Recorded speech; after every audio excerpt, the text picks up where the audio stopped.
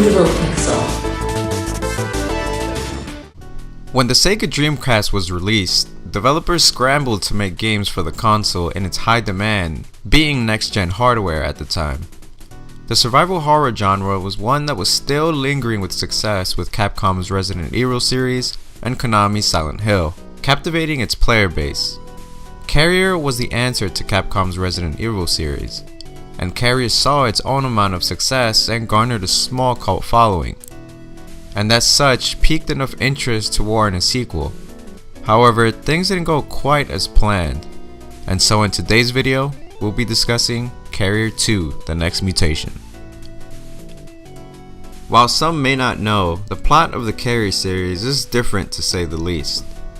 A good majority of it isn't even explained. You actually have to do a bit of digging up to know what's going on. To sum it all up, the world is in diplomatic chaos, and the US military sent a gigantic military nuclear-powered carrier called Heimdall to carry out an attack on Mozambique, I believe. Communication is lost between the aircraft as well as anyone who sets foot inside of it.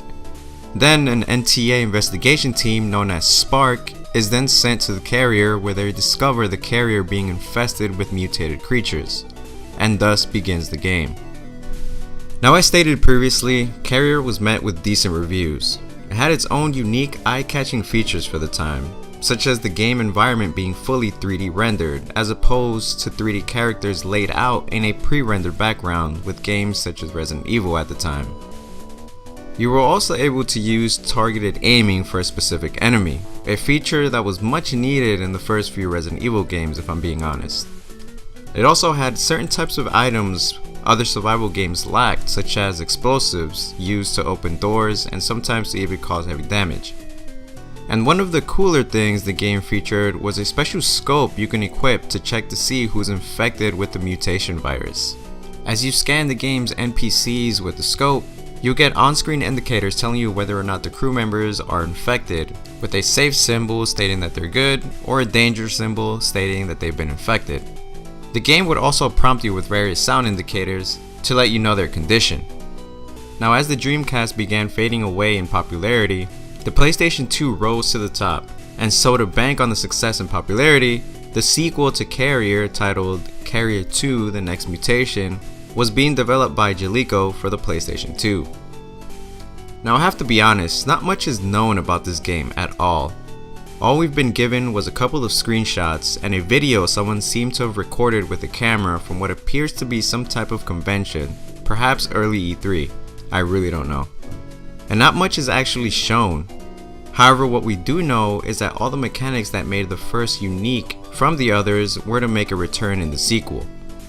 The game was to be released in early 2001, and many suspect that the reason why this game got cancelled is because the developer Jaleco was falling off the grid. While Jaleco was a well-known developer in the 8 and 16-bit era, they pretty much fell off once the next gen came into the picture. Now, it is said that Jaleco went through a name change and focused on cell phone games. Then the Jaleco name was completely delisted from Jazdag in 2013, and also the parent company that owned Jaleco went bankrupt. The main reason why I wanted to discuss this game is because I feel it could have been a huge IP, overshadowed not only because it was out for the Dreamcast, but by the AAA giant that was Resident Evil. I also don't think it was a smart idea to release the game a month before Resident Evil Code Veronica came out. So obviously most gamers at the time went with the more well-known title. And while the game did sport the hated tank controls, I've grown to get used to it. And honestly, I'm an old school gamer, and in the mid-90s we had to play with what was given to us. Developers didn't really have the feedback that they have nowadays. I really don't see why tank controls get so much hate that they do. But anyways, if you guys are interested in a survival horror series and you want to try something new, I'd say give it a shot. You'll be surprised. But unfortunately, that is all we know of Carrier 2. Thank you guys for watching. Check out some of our other videos if you'd like. And don't forget to follow on social medias, Facebook, Twitter, Patreon. Give us any suggestion for any future videos. And I'll catch you all next time.